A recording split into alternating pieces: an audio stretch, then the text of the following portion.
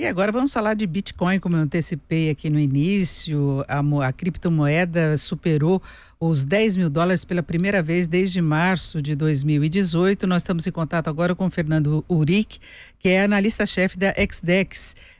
Fernando, boa tarde. Boa tarde, tudo bem? Bem, Fernando, os Bitcoins vêm chamando a atenção. Já faz algum tempinho aí, pela forte valorização, tiveram um período em baixa, tanto que com essa alta hoje ainda não superam o valor dos 20 mil dólares, que foi o recorde registrado em dezembro de 2012. Agora se sabe da entrada de alguns gigantes aí nessa área, especialmente o Facebook, não é? Então se imagina que possa haver um fortalecimento desse mercado. Mas eu queria suas explicações em relação a essa valorização. Sem dúvida, eu acho que a notícia da entrada do Facebook nesse mercado é muito importante, é relevante porque demonstra que este mercado tem ganho cada vez mais legitimidade e agora por players, empresas de tecnologia, gigantes de tecnologia que estão entrando nesse setor.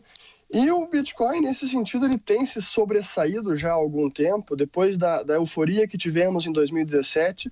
O ano passado, 2018, foi de correção, sem dúvida. A gente acabou expurgando alguns excessos do mercado.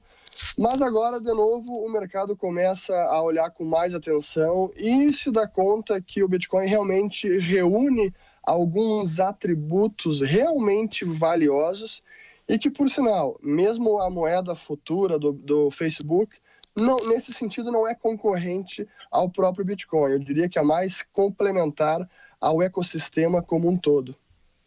Desde o início da semana passada, com todo o noticiário que houve em relação ao projeto Libra, que envolveria o Facebook, mas nós temos também Microsoft, temos Starbucks, enfim, alguns gigantes aí, não só da área de tecnologia, entrando nessa área. Agora, Fernando, nós tivemos vários problemas, não só a desvalorização, que provocou perdas para muitos investidores que apostaram lá no início, mas inclusive instituições financeiras que quebraram, pela quebra do sigilo dessas operações, o roubo, inclusive, do registro, que é um registro eletrônico, né?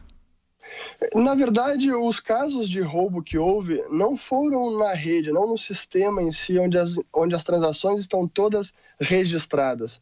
O que ocorreu foram algumas empresas aí de baixa reputação e sabe-se lá quais eram as práticas adotadas. Teve uma empresa no Canadá, acho que foi uma que foi cerca de 3 meses atrás, e que aí realmente, devido, eu diria que a uma forma não segura de preservação dos dados dos clientes e das carteiras digitais, acabou sendo vítima de um ataque de hacker e teve os seus servidores, o seu sistema agredido, mas não a rede do Bitcoin. Por isso que é importante, quando a gente fala sobre a tecnologia, existe a rede que em si nunca foi violada em mais de 10 anos de operação, é realmente uma façanha, é incrivelmente segura e por conta disso, na minha opinião, está uma boa parte da sua valorização nos últimos anos, ou pelo menos desde que ele começou a ser negociado no mercado. Mas sim é preciso saber com qual empresa você está lidando quando você está negociando e comprando e vendendo por moeda local. Por isso é importante saber quem é a contraparte nesse sentido. Fernando, para encerrarmos, só para deixar claro aqui para os nossos ouvintes e internautas, a gente está falando em 10 mil dólares, acima dos 10 Perfeito. mil dólares por unidade. Como é que é feito o investimento? Quanto que a pessoa pode investir? E ela procura instituições que operam nessa área. Exato, instituições como a própria XDEX, onde eu sou analista-chefe, e na verdade não há um limite mínimo. Como cada unidade de Bitcoin tem 8 casas decimais, ele é perfeitamente fracionado. Então você pode comprar frações de Bitcoin. Com R$50 você pode adquirir algumas frações sem o menor problema. Então não há esse investimento mínimo. Mas é importante frisar que apesar dessa valorização e do potencial que ainda há, é um investimento ainda arriscado e é preciso que cada investidor faça o seu dever de casa, saiba da volatilidade desse mercado para não acabar comprometendo algum patrimônio ou dinheiro de curto prazo, alguma emergência financeira que não é o capital para ser alocado nesse tipo de ativo. Nós conversamos com o Fernando Uric, que é analista-chefe da XDEX. Fernando, muito obrigado, uma boa tarde. Obrigado, boa tarde. E falando de tecnologia, quem está aqui com a gente, Carlos Aros. Carlos Aros, boa tarde. Boa tarde, Denise, boa tarde a todos. Olha só, esse movimento que vem acontecendo em função do anúncio do Facebook da Libra, né, que vai ser a criptomoeda que o Mark Zuckerberg promete colocar no mercado em breve, movimentou, claro, a cotação do Bitcoin e movimenta também os países em função de algo muito simples, que é a regulamentação. Como é que a gente recebe, como a gente percebe e como a gente faz funcionar todo esse processo que envolve as criptomoedas. O Brasil tem uma discussão séria, deve retomar agora nos próximos dias no Senado um debate a respeito das criptomoedas. A Receita Federal já lançou algumas regras também, o Banco Central. Inclusive para declarar, né? Todo mundo tentando enquadrar as criptomoedas no nosso modelo.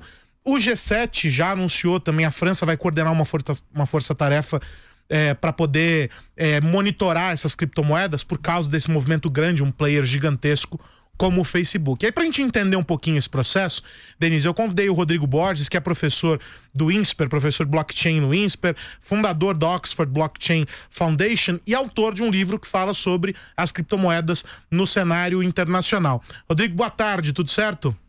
Boa tarde, Aros. Deixa eu te perguntar uma coisa, esse movimento do G7 já é esperado, ou seria esperado, coordenado aí pelos 7 países, porque individualmente cada nação tem encontrado maneiras de absorver, né, esse tsunami chamado criptomoeda, e são várias as que surgem. O que a gente pode esperar de uma movimentação como essa, né, classificado aí pelos jornais lá fora como força-tarefa? O que a gente pode esperar de uma articulação como essa e por que é importante esse movimento para tentar regular as criptomoedas? Como você bem colocou no início, esse movimento do G7 ele não vem sozinho, tá? No Brasil a gente também tem esse movimento muito capitaneado pela Receita Federal no sentido de buscar proteções em relação ao uso de criptoativos para lavagem de dinheiro. E o movimento do G7 agora liderado pela França em relação ao Libra, o projeto do Facebook, visa muito criar normas e regras de evitar o mau uso dessas novas tecnologias, muito em razão do desconhecimento e pela possibilidade de utilização que até hoje, cada dia surge uma nova função para esse tipo de ativo. Agora, tem uma questão que sempre surge, que é a utilização indevida dessas moedas, o mercado negro, vamos dizer assim, né? Os cybercriminosos hoje já pedem um resgate quando fazem sequestro de dados em Bitcoin. Tem uma utilização paralela que preocupa as autoridades, preocupa o sistema financeiro, né? Os bancos olham com muita atenção isso, porque foge do controle deles. Essa é uma preocupação efetiva nesse caso, quando a gente pensa numa moeda que vai ter um alcance tão grande como a do Facebook, por exemplo? Aros, olhando o caso do Facebook, a gente tem ele no próprio... A gente está falando de um projeto, né? Isso vale a pena a gente ressaltar. A gente ainda não tem né? ele rodando efetivamente. Mas no seu white paper, no documento no qual ele apresenta qual será o uso, como funcionará a sua moeda, ele explica que haverá um KYC ali, então haverá regras de compliance e verificação de identidade de usuários justamente para evitar esse mau uso. Aqui no Brasil, a norma da Receita, que muitos olharam só pelo viés arrecadatório, ela criou regras mínimas ali de compliance na medida em que ela criou obrigações em relação às exchanges de como tratar os dados dos usuários. Então, quais informações obter para abertura de conta, que informações serem declaradas para a Receita. Então, isso já mostra muito em linha, assim como vem sendo feito ao redor do mundo, essas regras de compliance e proteção à lavagem de dinheiro. Rodrigo, é importante que tenha esse registro, inclusive por uma segurança, acho que das pessoas, porque você tem um registro, parece uma coisa meio não concreta, né, da operação com o Bitcoin, tanto que nós já tivemos algumas instituições, há pouco eu falava sobre isso, que desapareceram, porque toda a reserva delas foi roubada, né? Não havia um sistema de segurança. Então, todas as transações têm de ser regulamentadas de alguma forma, não dá para correr paralelamente ao mercado financeiro como se fosse uma coisa na nuvem só, não é? Perfeito, Denise, e é justamente isso que o mercado de criptoativos vem buscando. Então, a maturidade que a gente tem dos últimos anos é muito mais nesse sentido, de buscar regras e não tentar correr em paralelo às regras existentes. A gente está justamente tentando, conversando com reguladores. Então, eu particularmente participei de reuniões com COAF, CVM, Receita, buscando uma regulação que seja positiva, no sentido de trazer segurança para os usuários, trazer segurança para os participantes desse mercado, mas sem inviabilizar o potencial dessa tecnologia. E em termos de lavagem de dinheiro, acho que vale a gente lembrar que o volume do mercado de criptoativos hoje, comparado às notícias que se tem de crimes de lavagem de dinheiro, a gente sabe que a grande parte dos crimes de corrupção, etc., não são por criptoativos. E vale só lembrar, Denise, a gente falou sobre isso há alguns dias aqui no Jornal Jovem Pan, o governo tem feito um esforço, todos esses órgãos têm feito esforços estruturados ali, né, para que não se breque o ambiente de inovação dentro do setor financeiro, né? As criptomoedas estão dentro desse mesmo balaio. A ideia é criar regras para que as pessoas tenham segurança na hora de usar. Tem um estudo recente do Banco Central, a gente mostrou junto com o CVM, com a SUSEP, do Ministério da Economia, falando sobre as regras e como você consegue fazer tudo isso funcionar, mas de maneira ordenada. Então acho que são iniciativas muito positivas, o Rodrigo já falou muito sobre elas, tem lá no Tech News um bate-papo com ele a esse respeito, e que é muito saudável. A gente não pode entender como se a regulação, no caso específico das criptomoedas, estivesse brecando. Ela só está dando maior segurança para a utilização. Exatamente. É isso que se busca, não é, Rodrigo? Exatamente. E isso o governo brasileiro tem tido iniciativas muito interessantes. Agora, na próxima quarta-feira, o Senado vai realizar uma audiência pública para discutir regulação de criptoativos. Você tem a iniciativa do sandbox regulatório da CVM e SUSEP querendo testar essa tecnologia antes de publicar uma norma.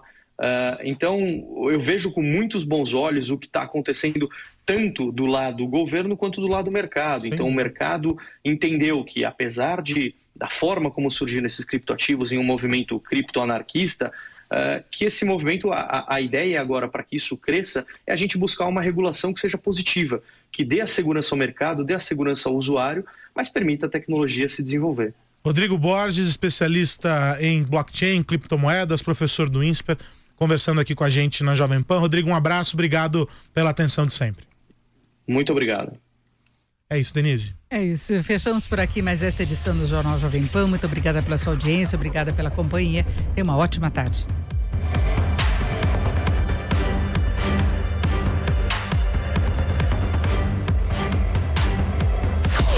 Jovem Pan News.